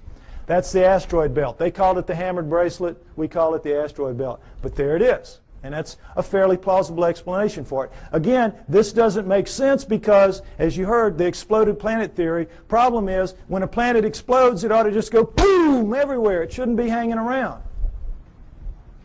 Doesn't make sense for a number of reasons. Okay, now, the third one is Pluto. Pluto's a problem because it's, as you've all been hearing lately, they're trying to downgrade it. It doesn't belong. It doesn't fit. It has an orbit that's not like the others. It carries inside the orbit of Neptune, and it's 17 degrees off the ecliptic. Again, nothing should be off the ecliptic. What they say is that Nibiru, as it swung around, it pulled Pluto away from Saturn, its original home, and dropped it out where it is now. Now, all astronomers know Pluto is not a natural planet. It started life as a moon of an inner planet. They know that. But they have no idea how it could have gotten moved out to where it is. Here you go. Here's a reasonable answer right here. Now, let's talk about Earth. Three great mysteries here. Life. Well, first of all, let's establish that Earth is a remnant of this. What happens is Nibiru's moon bangs into the remnant of Tiamat, and like pool balls, boop, hitting, knocks it inside the orbit of Mars, and it reestablishes there and becomes the Earth, the remnant of Tiamat. Now, Earth has one great mystery is life. How did life come to be? Life appears, despite what you're told about the lightning bolt into the primordial soup and all that, forget it. That's just a joke. That's just a fantasy fairy tale to tell people that don't want to know the truth and to tell kids in school. That's what they're teaching to this day. We know very well that the first forms of life to appear on Earth appear suddenly. They're very sophisticated bacteria, prokaryotic bacteria, and there's not one, there's two kinds, and they appear at around 4 billion years ago. Suddenly, overnight, strata with two kinds, sophisticated bacteria, relative to what that first living form would have been. If I had done the first part of my show, you would see all that. Okay, you can get the tape or get one tape and put it in a room and let everybody see it if you want to. But anyway, the point is, life is a great mystery. How it would suddenly appear 4 billion years ago, here you go. It says in the tablets, in the collision between Nibiru and Tiamat, in the mingling of their waters, Nibiru passed life to Tiamat, to the remnant of Tiamat. Perfect explanation for the sudden appearance of two sophisticated life forms on the remnant. Now, the remnant now is over here with its moon Kingu, and has gone over, and now we're looking at two major differences in Earth and all other astral bodies out there. Earth is missing a huge portion of its crust, and it has plate tectonics, movement in the plates. How could that happen? No explanation. Why? Because in the vacuum, any liquid in a vacuum, what does it do? You see it in the space shuttle all the time. They let orange juice or milk. It makes the smallest, tightest ball it can make. That is what a liquid does in a vacuum. Smallest, tightest ball it can make. Now, that is what all the other astral bodies have done. They don't have plate tectonics. There's nowhere for the plates to go. They're as tight as they can be. Where do plate tectonics come from? In the collision, the backside of Tiamat is cracked like an eggshell. Cracked like an eggshell. There are the plates. There are the plates. And when the missing crust, of course, is when the half is there. It's still viscous. It's still magma. So what's it going to do? It's going to tighten itself down into a new ball, much smaller than the old one had been. And what's going to happen? It's going to have a big chunk gone, a big missing piece of itself, a big hole in itself, in its skin. And so that scar is going to break up into pieces as the plates move around, and we have the plate tectonics and we have the missing surface that we know about today. Next slide, please. And we'll take a look at just a representation of what it looks like with the water gone. Not to scale, of course, but you get the idea. This is not like any other planet or moon out there. Something happened. And I think the Enuma Elish gives a plausible explanation for what that was and for all the other things that I mentioned as well. Next slide. Now, when the dust settled, here's what we had. The solar system as we know it today, with Nibiru moving in this clockwise 3,600-year orbit. And I say it passes outside the orbit of Mars, inside the inner edge of the asteroid belt. And the last time through, I think, was around 200 BC, which means it's just past aphelion out here, and it's going to be back around 3400 AD, about 1400 years. We don't have to worry about it if I'm right. You will get arguments about these dates. Some people use textual interpretations. I use the date of the ending of the Ice Age, which I believe was caused by Nibiru passing through and lifting the tides. You can read about why I think that in the book. And I use the dating of the ice cores and the tree rings of science. I try to make my work as scientifically based as I can because I expect someday to be able to go toe-to-toe with those guys, and I want to be able to do it on their turf in their terms. Okay? So, next slide. All right. This is some of the proof for that story that you've just heard, and it starts with cylinder seals. And I just want you to see what a cylinder seal is. There are about 5,000 of these that we have. There were their printing press. It was just a thing they would roll out on the clay to leave little pictures like this. Now, when they had a story to tell, they told it in the tablets like you saw. But when they had an event that everybody would know the event, like I showed you that cartoon, and everybody here, we all knew in a very small space that was talking about millions of words and thousands of volumes about evolution. Am I right? We all knew. Well, they would all know this was the story of the time the gods or whoever gave the water to the water buffalo or whatever. The point is, notice the fine detail in the best of the cylinder seals, and then realize that these are basically 2 to 3 inches high. They're like big spools of thread. Made out of precious and semi-precious stone, carved in a circular format so that they roll out flat and three-dimensionally. Now, when asked how this was done, science says, well, they could only have bored little holes into the rock and then abraded them out like they, to the degree that they wanted. Well, the sand would be bigger than the holes you need to do this. Some of this work anyway. There's just no way. Lasers, this is not even an inch square here. Lasers would have a hard time doing this if they could do it. Nobody knows how they did this. They're just pulling one out of the hat on you. Okay, next slide. This is the one I want you to see. This is a much older one, much more worn, as you can see. 4,500 years, 4,500 years, 2,500 BC. It's VA 243. It's in a museum in Berlin. It's well dated.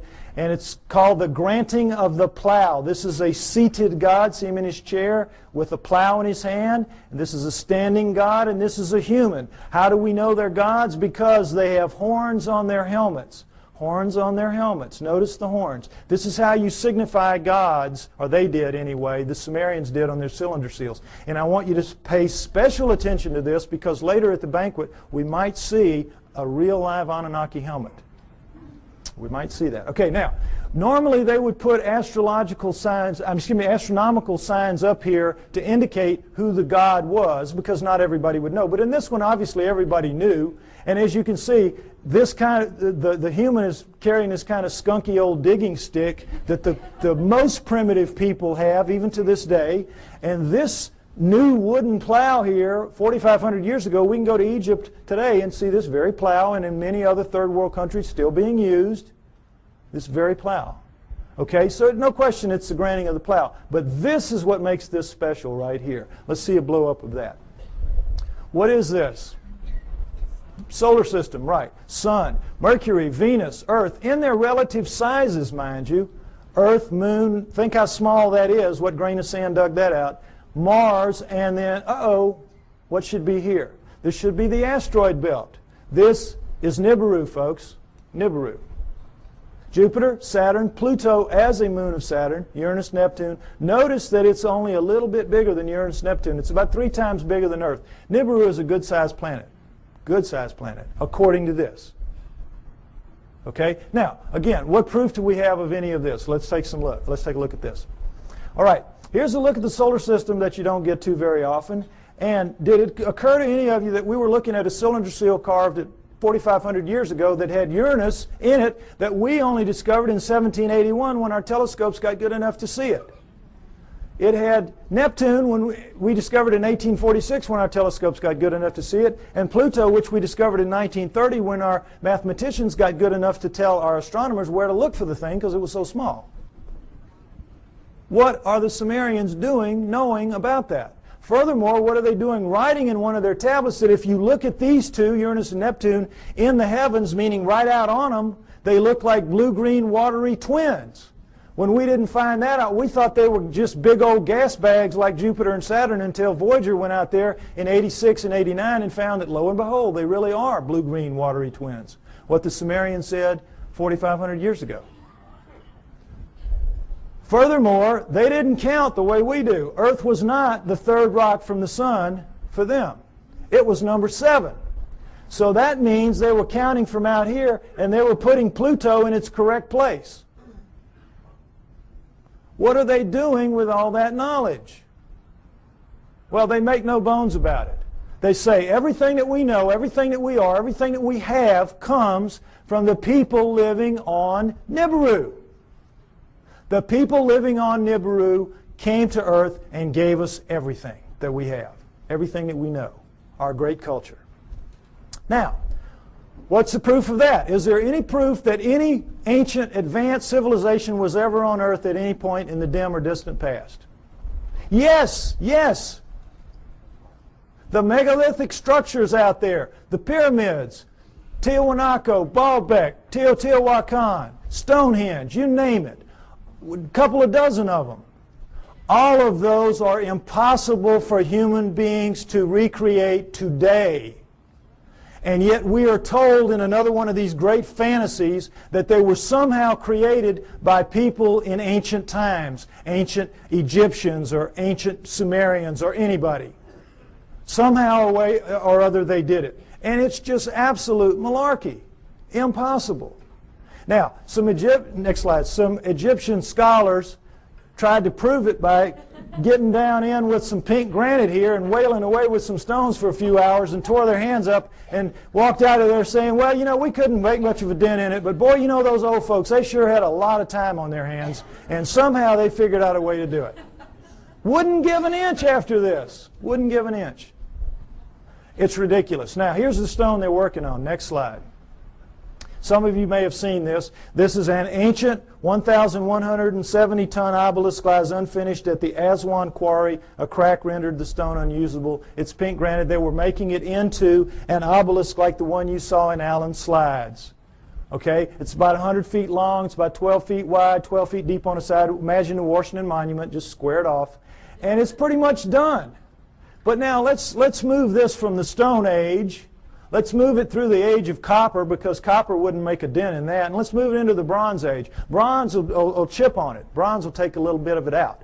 Now, let's put our bronze chisels or hatchets or whatever in the hands of some guys and get them down in this crack and put them to work. How do you think you're going to fare in there? Pretty tight fit. Plastic Man might have a tough time up in there. But the point is, they've got it pretty much done. They're working on the spire here. When they break it, you know how it works. You press here, you get this. Well, look, does this look like somebody chipping away with a little hand? No. This looks like a belt sander taking pieces out the size of the chair you're sitting on. Huge chunks of pink granite, one of the hardest stones in the world, just being ripped out. And they press too hard with whatever machine they've got here, and you know your physics. You get stress back here, and they popped it. They broke it. And they just said, whoops, we busted that one. And they just unhooked it and went somewhere else and left it for us to marvel at and wonder how they could have done it. But now let's go ahead and say they didn't bust it and they finished it. These primitive people now who managed somehow to do this. They finished it. It's ready to go. The hole, by the way, is about 15 feet deep. That's the top of it up there. But still, what's the first thing they've got to do? Somebody's got to draw straws to get down there with his hatchet and cut it loose from the bottom. Now, who's going to do that with 1,100 tons sitting on top of him? We could not get our best diamond-tipped blades to cut through underneath this thing. The weight would stop the blade. We could not, the operative word here is impossible. We could not get this out of here. And yet they did it time and time and time again. To lift it out, just if we could somehow cut it loose, we would have to take a dozen of our largest movable cranes to wring that hole just to get it up. You're being lied to, folks. That's the main thing you got to understand. You're being lied to. It's absolutely impossible for this one stone proves that none of the megaliths were made by those people in that era. And this, again, is not the biggest one. They have them in Baalbek twice that big. Okay? Next slide.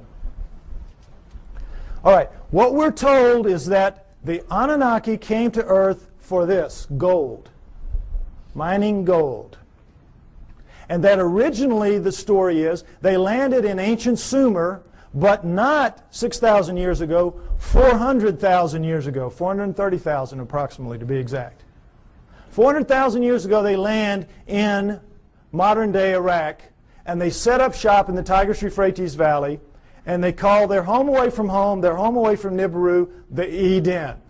You'll see a poster out there by my thing, Anunnaki over Eden. That's what that means. Because that poster is the Tigris River Valley that the symbol is rising above. That is where it was. That is where Eden was, according to them, and that comes down in the Bible as such. So they set up camp and they placer mined the gold out of those rivers. What do they need gold for? They needed to repair their atmosphere. And their rise to high technology, they had damaged that big, 3 times the size of Earth atmosphere, the same exact way we're damaging ours in our rise to high technology. And they ultimately had to repair it with very fine particulates of gold, like talcum powder, blown up into the stratosphere above it so it would ride above there and act as a reflector and an insulator from cosmic rays, which is, you see that on the masks of astronauts and in the capsule and all that. Gold is a wonderful stopper of cosmic rays. So that's what they had to repair it with. It's what we will have to repair it with. We'll have to do exactly the same thing when the day comes for us to have to face up to what we're doing to our planet. Okay? So they came, they placer mined out of the river, and all that is you put a tray in the water, you let the water sweep over, the water drops the gold into these cloth. Every few weeks you pick it up, and it's real easy. It's the way we do it now when we have the opportunity. But you tap out any stream system, ultimately, and they did. After about 150,000 years, they had tapped it out. And so they decided they were going to split themselves up and go where the mother lode of gold was on the planet Earth, which is what it is today, southern Africa. So they divided themselves into the upper world, which remained the Eden, and the Abzu, which was the lower world, and you didn't want to go to the lower world because you had to get in the holes and dig the gold. And they didn't like it. So the Anunnaki revolted. They said, we don't want to do this. We want a slave to do this work for us. Plus, it was a hardship duty, mostly men. Why don't you make us some women while you're at it? So that's what they did. They decided to use the creatures of Earth, which would be the hominoids, and I say it would have been the Almas, the likeliest candidate. They took the creatures of Earth to get some of their genetic material to make the new slave better adapted physically to the planet than they were, but the slave would for the most part be like themselves. We shall make the Adamu, A-D-A-M-U, which comes down as Adam, and we shall make the Adamu in our own image after our own likeness, which comes down word for word. And that is what they did. They made their slave inferior models of themselves. That's us, folks. That's us. We're really inferior models of the Anunnaki. And as you saw in the cylinder seal, we look like them. We look like, in their own image after their own likeness. In all of the cylinder seals, we look just like them. We don't have the horns on our headgear. That's about it. We are them. That's why we're not adapted to this planet. That's why we're so obviously not a part of this planet. We have their bones. We don't have primate bones. We have their muscles. We don't have primate muscles. We have their skin. We don't have primate skin. We have their body pattern, their hair patterns on their body is ours. We have thickest on our front, thinnest on our back. Primates have thick on the back, thin on the front. We have their eyes, their poor night vision eyes. We have their foreheads. We have their brains. That's the key to this. We have their brains. That's why we're not like anything else on this planet. We are them. We are genetically engineered copies of them. Okay, next slide. Let's take a look at how that was done. Human body contains 100 trillion cells. There's a nucleus inside each human cell except red blood cells. Each nucleus contains 46 chromosomes arranged in 23 pairs. One chromosome of every pair is from each parent. The chromosomes are filled with tightly coiled strands of DNA. Genes are segments of DNA that contain instructions to make proteins, the building blocks of life. This is where genetic engineering takes place. Now, we're going to go over it lightly, but it's very important. I want you to understand these things that I'm going to tell you now. Okay, next slide. Don't worry about the details and how they do it. This is what they do. They can open up a cell, our genetic engineers can, our geneticists can. We can open up a cell, open up the nucleus, pull out strands of DNA, and in that strand, 98% of it will be what's called junk DNA. We don't know what it does. If it has a function, we don't know what it is. 2% will be what are called, prosaically enough, the working segments. They work. They do what they're supposed to do. They make the proteins. Now, if you cut in the junk above a working segment and in the junk below and remove it and have done the same with another strand of DNA over here, you can move anything into anything else. It can be animal into plant, plant into animal, fish into fowl. It does not matter, because all living things at the most fundamental level are exactly alike. Understand that. We're all made of the same 4 base pairs, the same 20 amino acids. Everything is the same at the most basic level. It's like it's pop beads that are interchangeable. It is almost as if somebody designed it that way so they could just mix and match the parts and make anything they wanted. Isn't it? Something to think about. Okay, but the problem with it from an engineering standpoint is this. You're not cutting with a blade. These are not precise cuts. The blade would have to be a few molecules thick. You're cutting with chemicals. Chemicals. Now, the chemicals can cut pretty accurately, but mistakes are going to happen. Something's going to ooze out where it doesn't belong. Something's going to splash over it where it doesn't belong. Mistakes are going to happen. Inevitable. We know that. We make mistakes all the time. Another problem with genetic engineering is you don't know what you're going to get when you do this. You can't predict. You have to decide what you're going to do. You have to do it. You have to let it express, which is live, and see what you get, and then use that to determine what you do the next time. And of course, the great fear in genetic engineering is somebody's going to make a mistake and create the Andromeda strain that's going to kill us all. A legitimate concern. Although everybody's very careful, and I'm not too worried about it. But mistakes do happen because all of this is so incredibly microscopic. It's out of the nucleus of your cells. Imagine how microscopic it is. But don't try to figure it out. I can't even figure it out. It's really complex. But they do it. Okay. Understand that. Now, with that in mind, let's look at some of the proofs that I say indicate very clearly that we are, in fact, what the Sumerians say, a genetically engineered species by the Anunnaki. Next slide. Okay, here we go. The cerebral cortex is the deeply convoluted surface region of a brain that is most strongly linked to intelligence, lower right. It's the stained part out here. If you peel that off of the brain of a rat, it will cover a postage stamp. Peel it off of a monkey, it'll cover a postcard. Peel it off a chimp, it'll cover a sheet of typing paper. Peel it off of us, and it'll cover 4 sheets of typing paper. Now, you can see this is a transition. This is clearly a transformation. Now, there's some weird things about it. These guys are using all they've got. All they've got. We're using 1/2 of 1 page in a very different way than they are using what they have. 1/2 of 1 page. How do we know? We all know. We use about 10% of our brains. We know that from the studies done with idiot savants. You know that. And we know there are thousands of miles of neural network in our heads not being used. We don't know why. We don't know why. I'll tell you why. We shall make the atom who's strong but not too strong, smart but not too smart. They sealed it off genetically at the 10% mark, or wherever it is. We don't know exactly where it is. But wherever it is, they sealed us off. You don't want your slave to be anywhere near as smart as you. You, in fact, want your slave to be so decidedly inferior to you that you never have to worry about treating it like a slave. So they engineered us to be really clever to ourselves, but for them, we were smart enough to talk, take instructions, act with a little bit of ingenuity and self-reliance. They could turn things over to us and kind of let us take over and do it. They gave us just enough to be wonderful in our own eyes, but be pond scum relative to them. It's what they did. So, it's pretty clear in as much as that, and now understand with the idiot savants, for those of you that don't know the proof about this, idiot savants get some beam of light in the damage to the good 10. They get some beam of light and it will strike somewhere in the other 90%. You all saw Dustin Hoffman in Rain Man, remember? Well, they get it in math, they get it in music, they get it in sculpture, art, whatever, wherever it strikes. Now, if there's just one, we could say, well, that's a freak of nature. But we've had lots of them, lots of them. So we know that all of this is out there. It's in our heads. We just can't access it. We just can't use it. But if it wasn't in our heads, it wouldn't be in their heads. So we know that it happened. They have no idea how. Well, I say that the Anunnaki did it deliberately, and that makes sense to me. Next slide.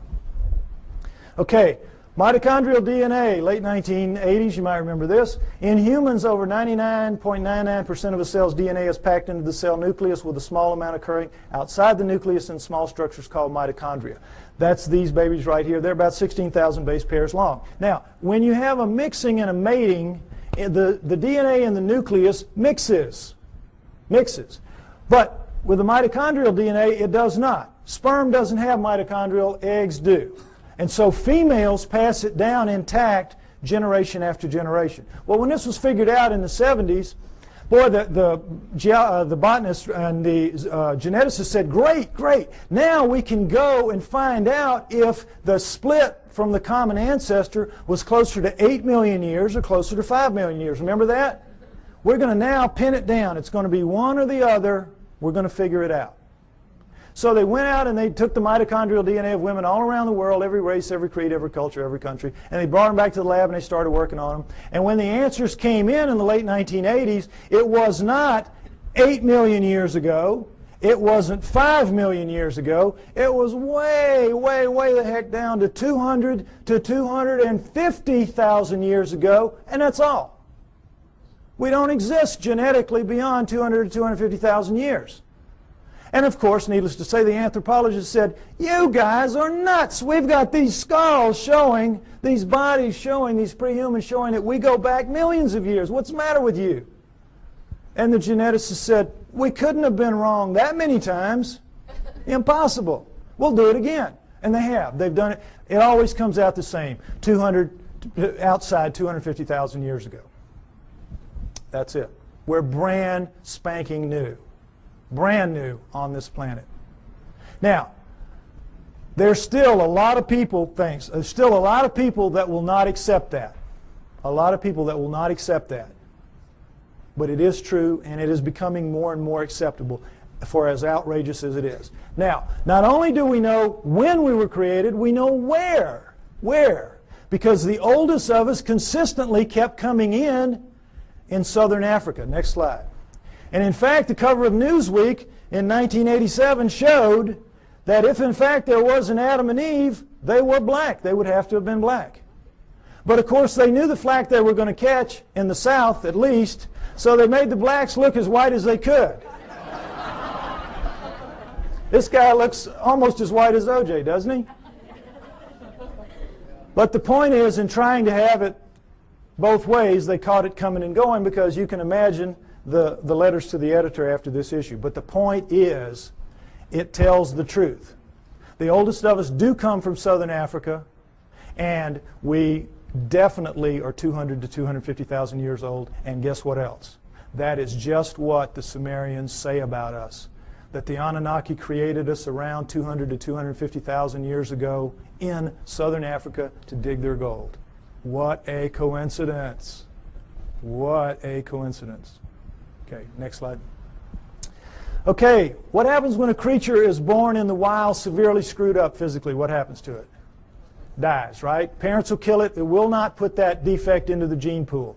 You're looking at the great exception. You're looking at 28 of our most severe genetic defects, but we have 4,000 and counting. 4,000 and counting. Now, we're only 200, 250,000 years old. We shouldn't have one. We've got 4,000 and counting. How did it happen? Cutting and splicing process mistakes. Cutting and splicing, oops, made a mistake. Cutting, splicing, oops, made a mistake. They don't care. They're making a slave. They're not going to fix the mistakes. What do they care if it's 1 in 100 dies from the problems? If it's 1 in 10, they don't care. They're making a mistake. They're making a slave. But they know the numbers, like we have found out the hard way. If you let the population propagate naturally, those numbers go way down for each person. Right now, as we sit here, we average about 50 of the 4,000, each of us. And we have a mating with our mate. If we share any of those 50, then each of our offspring will have a 1 in 4 chance of expressing it. That's why you'll get mongoloids in the best of families, mongoloids in the lowest of families, and all around the world. And that's what genetic defects are.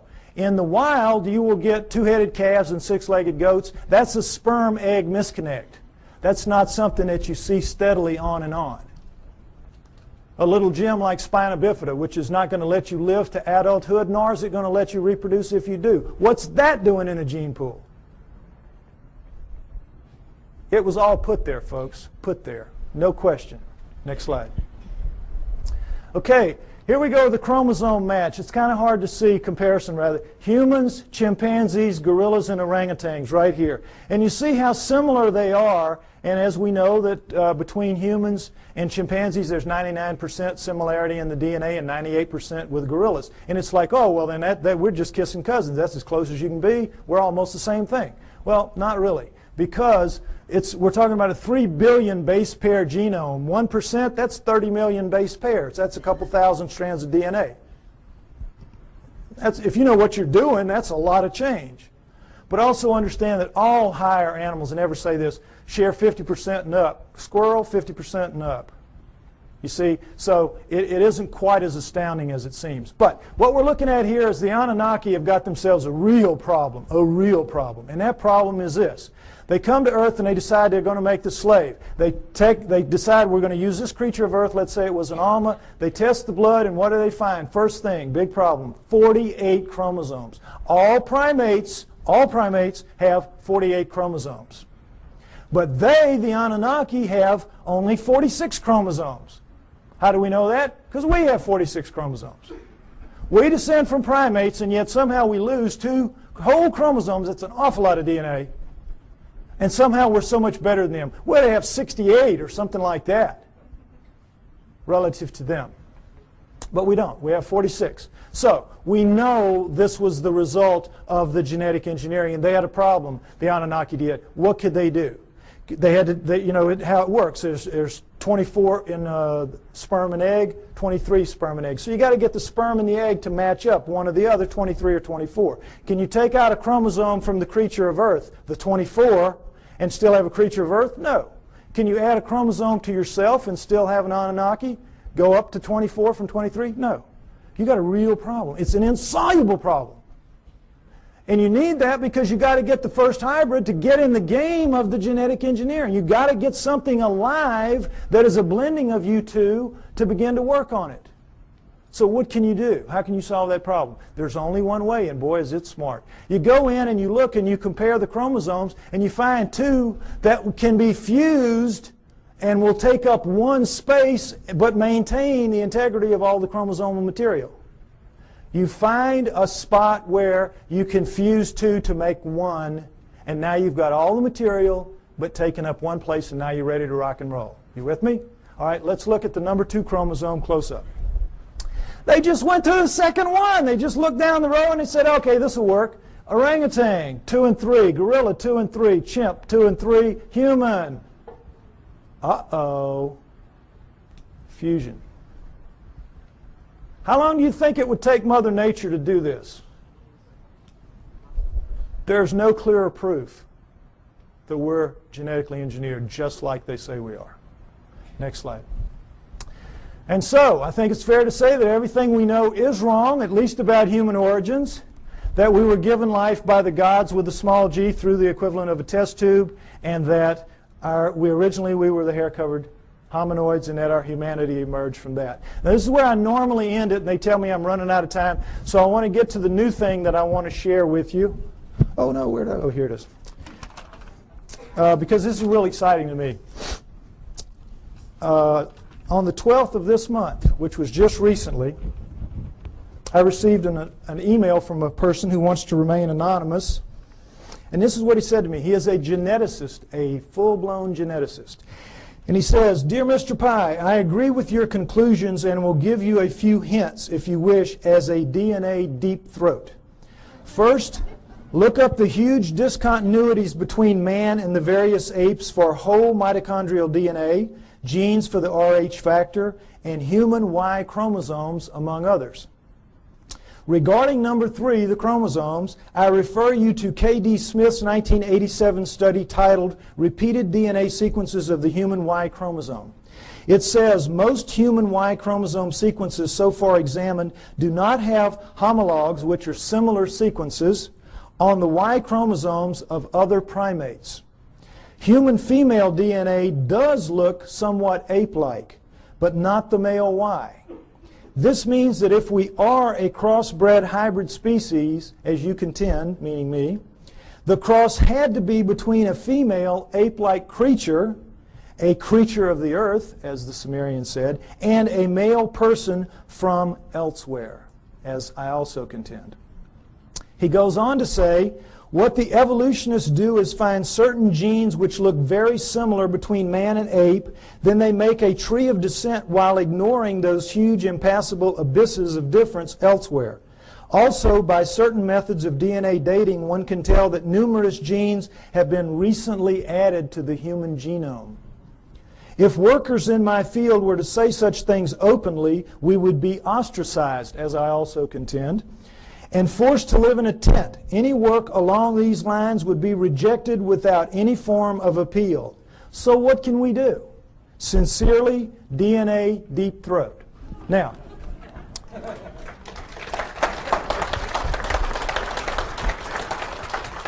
what this means, thank you, what this means is we win. We win. Because where one of these came from, more of these are going to come. As my profile rises higher, and I think, frankly, that I'm the only person out here pushing this genetic stuff that you're seeing like this, more of these are going to come my way. We're going to win. You've seen the evidence.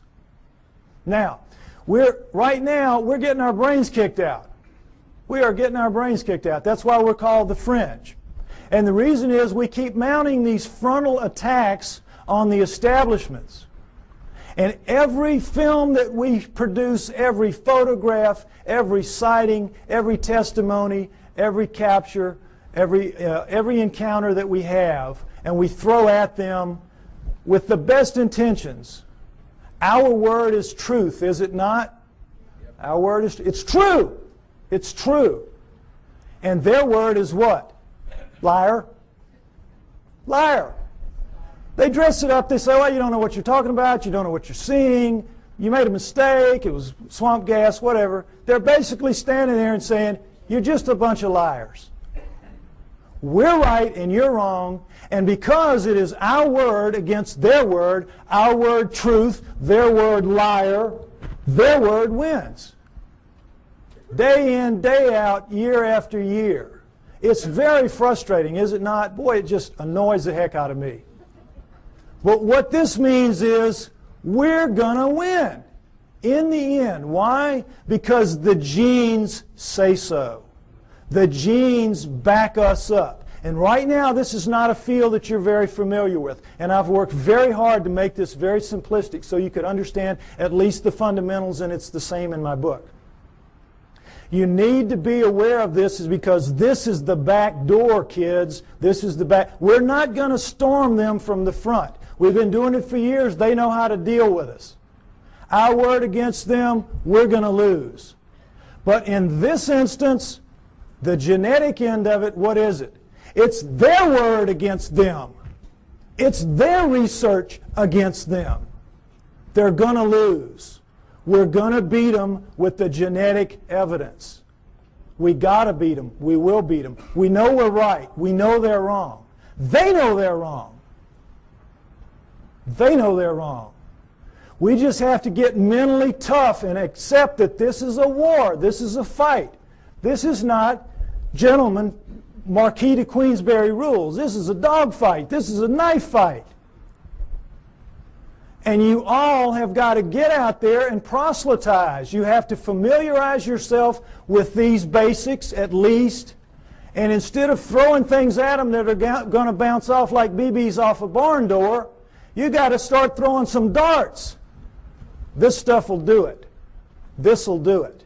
We can win. We're going to win. Thank you.